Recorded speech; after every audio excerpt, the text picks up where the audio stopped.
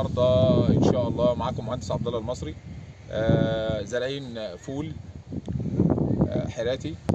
كان عندنا ملوحه هنا من قبل ما نتعامل مع شركه فيتال تك، وده تاني فيديو نصوره بدون اي مقابل مادي والله خالص، ما هو الا بس يعني ان احنا بندي الناس دي حقها ان هم كانوا صادقين ولا زالوا صادقين معانا. يعني الجهاز بتاعهم محترم جدا، ولما ركبناه كنا عاملين مشتل الفراوله. وطبعا كل الفلاحين اللي زرع فراوله او فاهمه فراوله عارف ان مشتل الفراوله حساس جدا جدا للملوحه. الحمد لله رب العالمين نجاح المشتل كان كويس عندنا بدرجه كبيره، كان كويس خالص. نجح معانا المشتل بنسبه مثلا 85 90% نجاح، ما شاء الله كان كويس جدا معانا، غير المتوقع وغير اللي احنا متعودين عليه خالص، وغير لما كنا بنعمل مشاتل قبل كده.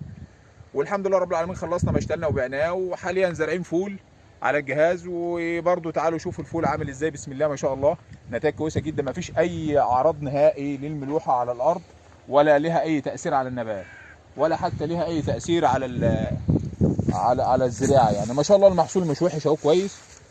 يعني بص كده العقد كويس اهو، هو ما شاء الله كويس.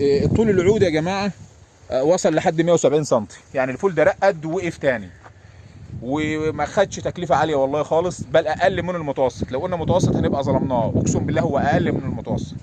جايب نتيجه كويسه جدا معانا، وما شاء الله كويس. الجهاز يا باشمهندس اهو،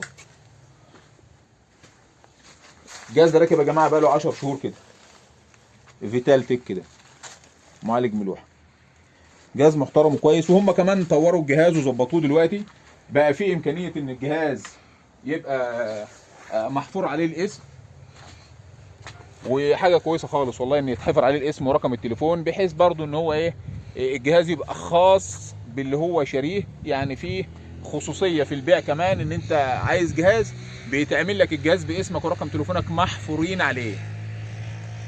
نقدر نشوف برضو الجهاز التاني مع بعض، نقدر نشوف الجهاز التاني، ونقدر نشوف الزراعه اللي مزروعه عليه.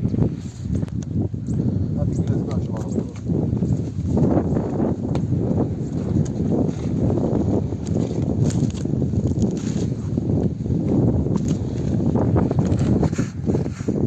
الجهاز ما شاء الله الكفاءه عاليه جدا اهو يا جماعه. نفس الجهاز ده رقم 2 عندي في نفس الارض، غير احنا زارعين اراضي تانية موجود فيها نفس الجهاز شغال معانا كويس جدا.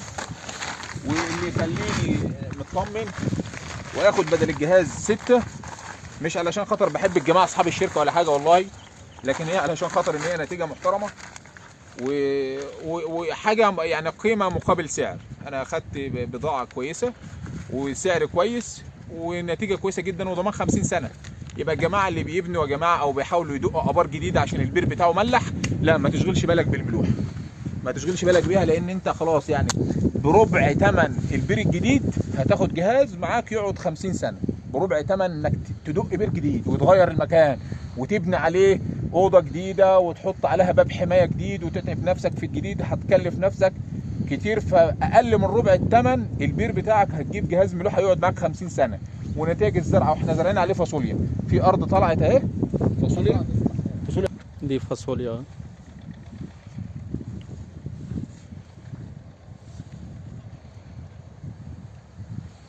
مفيش اي مظاهر. طبعا الفاصوليا دي من الحاجات الحساسه جدا للملوحه. الملوحه طبعا الملوحه بتزعلها برضه. تمام.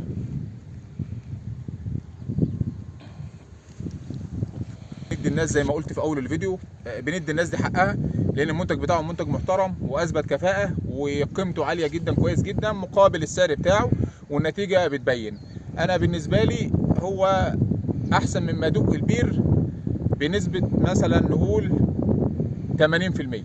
يعني انا وفرت 80% من نسبه دق بير جديد، واكتر من 80% كمان، ومعايا 50 سنه. مين يعني عالم مين يعيش 50 سنه؟ ايه اللي يحصل؟ طبعا 50 سنه. بالنسبه للتسميد ممتاز، انا بحط التسميد بعديه. هو عامه انا يعني يا جماعه التجربه دي جت كويسه جدا معايا، ويا ريت حتى اللي هياخد الجهاز ولا اللي له نصيب يشتري جهاز من الشركه يخلي مرحله التسميد بعد الجهاز علشان ما يضرش ولا يقلل من اي قيمه للتسميد.